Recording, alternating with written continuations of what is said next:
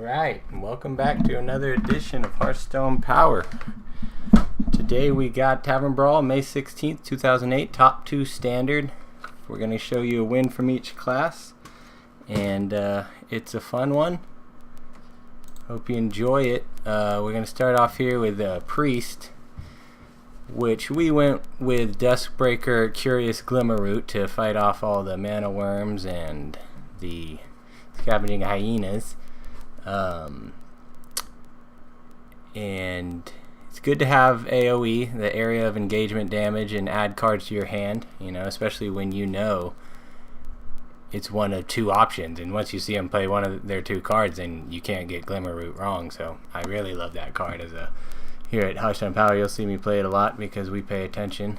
He's going to be a rush warrior, and we get him pretty well with the combo we got. The meta for Priest is turning out to probably be Radiant Elemental and Mind Blast. So we're showing you just some fun options, and we'll also show you or talk about the meta. Maybe we'll show you later this week what the meta turns out to be for each class, but we did fine with Duskbreaker and Curious Glimmerroot. Curious Glimmerroot, probably, you know, great to know.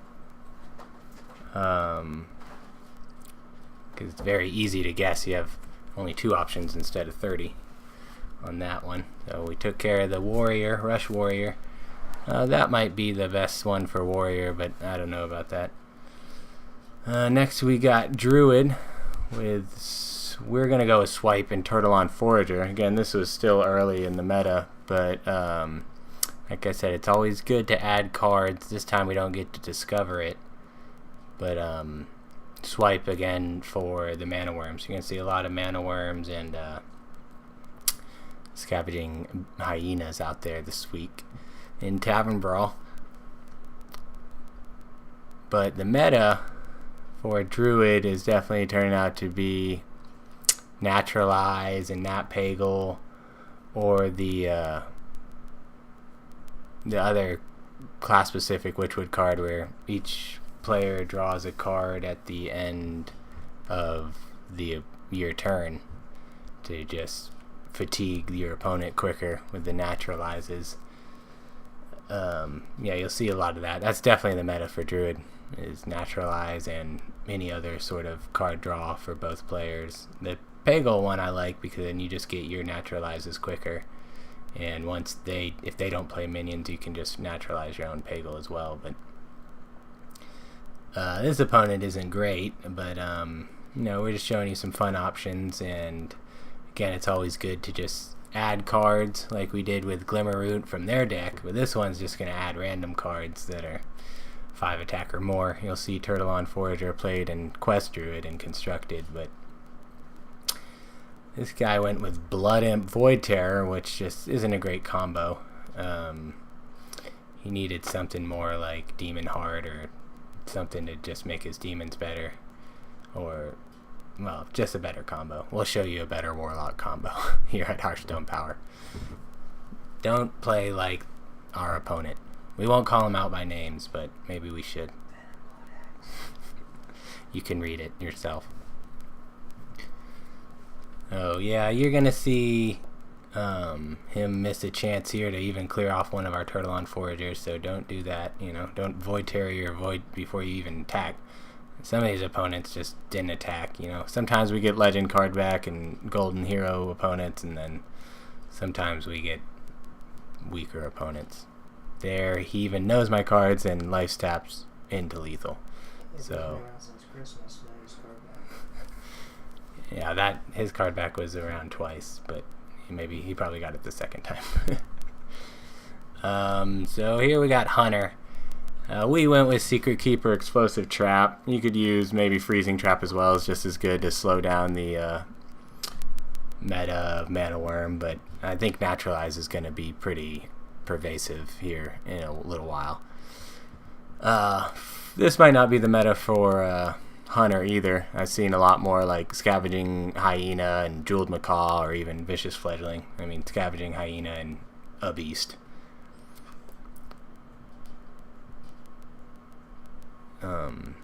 But we do a little secret blend here. Secret Keeper Secret's always going to be a fun combo. So this is, low value. Later, I'm going to show you some higher dust ones where it's fun to use a legendary card like this guy, Trigger the World Tree, because you never get to use more than one. He actually has a cool combo that most people will end up playing naturalize, but at least this guy thought of something different here. If he would have got his card draw better, he would have won, and obviously he never attacks and clears our secret, so we just get a handful of explosives, but luckily we've got enough secret keepers. Maybe he should have starfired off the secret keepers, and stayed alive, but he's definitely not going to attack. But he could attack the secret keepers. That doesn't really help him, but I think he has to attack my hero to set my secret off. And if any of those cards in hand were more evenly Starfires and not Trigger the World Trees, he'd have us. It's the same way with the Mind Blast Priest, that with Radiant Elemental they just have to get the mix of cards right. He doesn't. As you see him equip 6 Trigger the World Trees in one turn. Which is like my point with the legendary cards. It's definitely fun. And at least this guy doesn't concede like half my opponents. I appreciate that as well. You never know. I've conceded to people in, other ranks just because I feel like they need the win. But out here on Tavern Brawl, we got to get you the day one exploits, man. We got to show you day one how to win. Alright, so next we got Paladin, which is quite pervasive in the meta, so we don't love playing Paladin, but obviously the meta is going to be some of the cards that are getting nerfed for Paladin. If you haven't seen the new balance changes, Call to Arms is going up to 5 mana costs, which will take it out of even Paladin, which will help a bunch, and then we'll make it to where you won't be able to recruit 2-cost minions because you're playing odd Paladin, or you just play, a normal Call to Arms build, but at least the mana cost helps to where you don't have to coin up turn 3 and face a bunch of minions. So here's the usual meta, bunch of mana worms. And we're playing Righteous Protector Blood Knight, just having some fun with the Divine Shields and getting an early big minion. I had some better games with this one. I got a 15-15 Blood Knight, but I was playing against Naturalize, so it didn't work out. But here we just keep stealing our Divine Shields and know that he's not going to have... his Mana Worm can't keep up with our Blood Knight.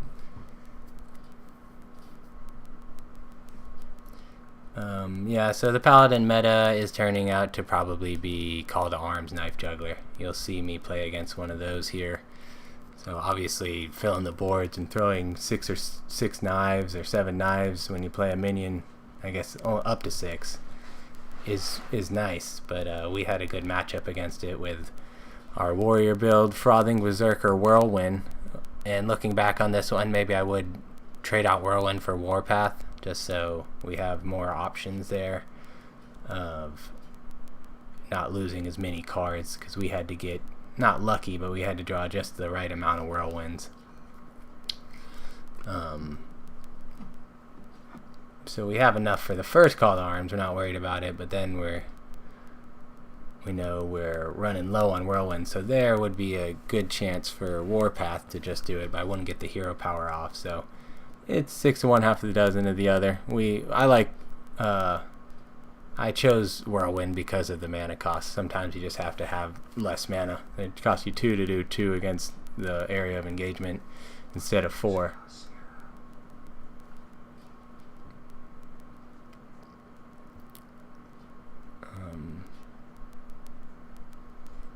So AoE damage is going to help you, and obviously Whirlwind works in conjunction with Frothing. So Frothing against Knife Jugglers is nice too. So we can see them going off right here and gaining a bunch of attack, but I don't know if they're going to survive this juggling of knives here. But we're not worried about it because we got 2 more whirlwinds, and we know we only need to clear off 15 knife jugglers. It's not that bad. Just get through 15 knife jugglers, you're fine. So we could have played frothing into the whirlwinds there and made him huge, but again, we're afraid of call to arms. It's probably going to hit it twice. We would only have 2 health then, so we just go for more health to try and have the frothing berserker stay alive. And as you can see, if I only have 1 whirlwind, so I need to top deck 1, and so that's again where warpath might be a better play for a warrior. But after that, I didn't really count him, but I'm pretty sure that was 15 because he whiffs completely on that call to arms and concedes. Which I can see why you wouldn't want to play that one out. And just keep calls to arming, nothing. Next we got my favorite build. This one's fun. I think this one gets wins against the whole meta. Anyone you want to play. This is Warlock with Clutch Mother Zavis and Soulfire. Yeah, so obviously the plan there, you'll learn how to when to life tap, when to throw out a coin so you don't discard it, etc. And try not to discard Soulfires. That's the whole plan here, and we get it right. And we play against a good deck. I mean, obviously, Murloc Synergy with 15 Tidehunters and 15 Grimscale Oracles is solid. If we didn't have anything against the board, we'd be dead.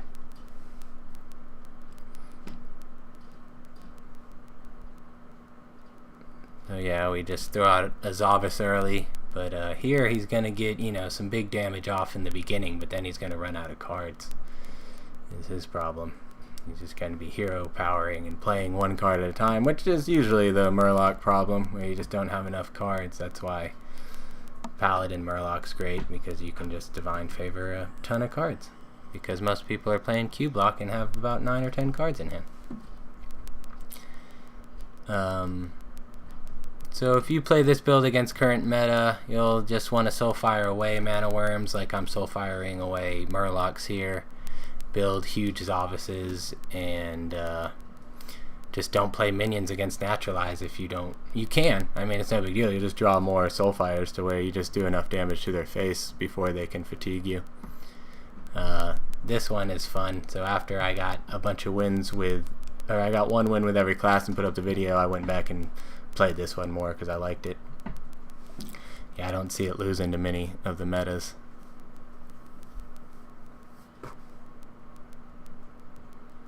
But yeah, that's what I mean again about playing a legendary minion in here. You know, a Zavis deck doesn't ever work out because you only got 1. It's hard to build a deck around a legendary minion because you won't see it 4 games in a row, etc. And then even harder to build around Zavis because good luck discarding the card you want to discard. When the majority of your hand is Clutch Mother Zavis, it's a little bit easier. Obviously, this is a tough way to learn how to play constructed, but it's a fun way to learn how to play certain cards more correctly, which we got that one all right, and then they concede. We didn't get to see that one play out completely, but he knows he's just drawing 1 cost minions and it's over. Here we got Shaman, and we're going with Flame Tongue Totem and Primal Fin Totem, which are just end of turn plus adjacent minions plus 2 attack. We're gonna just mob the board with minions, and it's hard to overcome unless he plays more of an AoE against me. But obviously you want to worry about the proper position of your totems and where your Primal Fin's gonna make a minion and where you're gonna be able to place adjacent to Flame Tongue. So yeah, I mean, Gnome Feratu just isn't going to have enough pace on it here to get rid of our deck. It's a solid card, but the Fiendish Circle choice for our opponent is very questionable too. I don't know what that's all about. So he's not playing the best meta for Warlock, and I think that this kind of turns out to be the meta for Shaman. These cards are pretty much in every good Shaman build, just because you can see here by turn 5 I have a full board, and we got the healing totem right, and he just gave up. Like most of the opponents, once you start listening to Hearthstone power, they will too. Here we got Mage. We're doing a fun build. Archmage, Arugul, and Mountain Giant. Archmage is whenever you draw a card, add a copy of it to your hand at that point. So we're just trying to build a full hand and cast cheap Mountain Giants. I have to have the coin for this one, so that's probably why we showed you a win once we had the coin.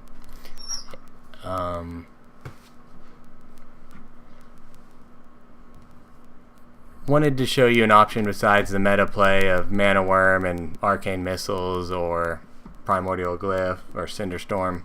Any low cost spell with Mana Worm, you're going to see a ton of that. Well, because we've seen this Tavern Brawl before. And my brother think it was before there was even a standard. It was just top 2. This was probably before Wild. We think it was a while ago. We'd have to check that one out, but this isn't a new Tavern Brawl per se. Okay, probably the 3rd time. I definitely recall a few times they've done this one. So this is, you know, just with the current standard, so it's a little bit different in that sense that, you know, certain cards are gone or nerfed. I remember the first one, right? Innervate was gain 2 mana, and it was just Innervate was definitely one of the cards, but now it's naturalized since Innervate's not as good. You can see here the priest meta with Radiant Elemental and Mind Blast. Like I said, if he gets his draws correctly, I mean, I'm at 5, so I'm obviously trying to save face damage. I guess I really don't need to, because he would be 1 damage short, but we might as well. But he doesn't end up getting Mind Blast, so we're okay here.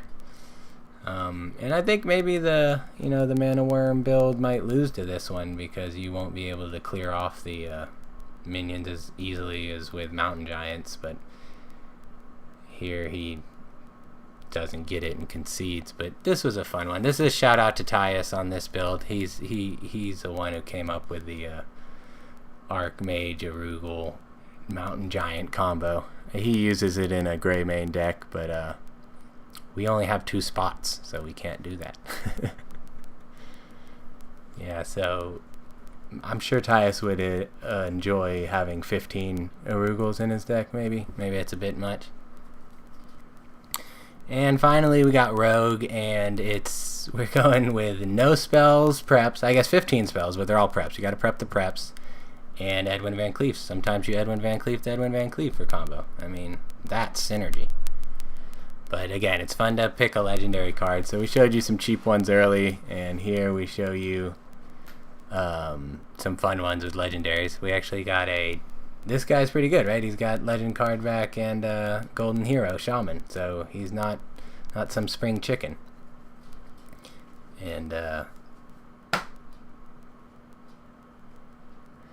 we get our 8/8 Edwin out, so that's the idea there. Turn 3 8/8. Anytime you can do that, it's gonna be hard to overcome. Maybe if he had Hex as his other card or something, he'd have us. But he went with Blazing Invocation and then double the battle cry. So his is just a little bit too late in this meta. There's a bit much of the aggro, especially I would think, a lot of people will be playing Mage and a cheap spell.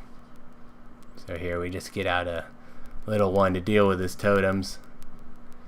But he deals with our 2/2, and we still got the 8/8, so we're happy.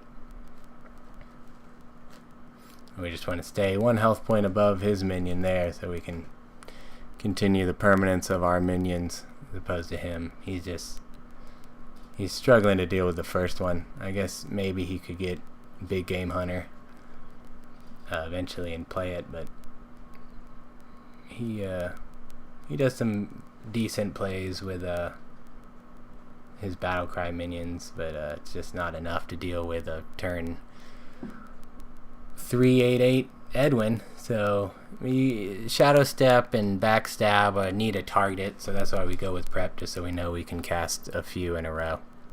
And Edwin is boss. I mean, you can see it helped me get to Golden Hero. That was one you definitely need. Maybe now you don't because of Quest Rogue, but back in the day when there wasn't Quest Rogue, it was Van Cleef or Miracle Rogue was also a great option. But then they changed Blade Flurry.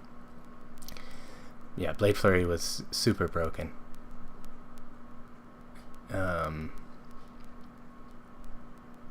But yeah, hopefully you like this video. We got it out day one. We'll probably try and show you what maybe the meta ends up be, but we mentioned it here and gave you some fun options. So go ahead and like, comment, subscribe. Let us know what you think about this week's Tavern Brawl and how we played it out. If you got some other cool ideas, leave a comment, like, and subscribe. Thanks. See ya.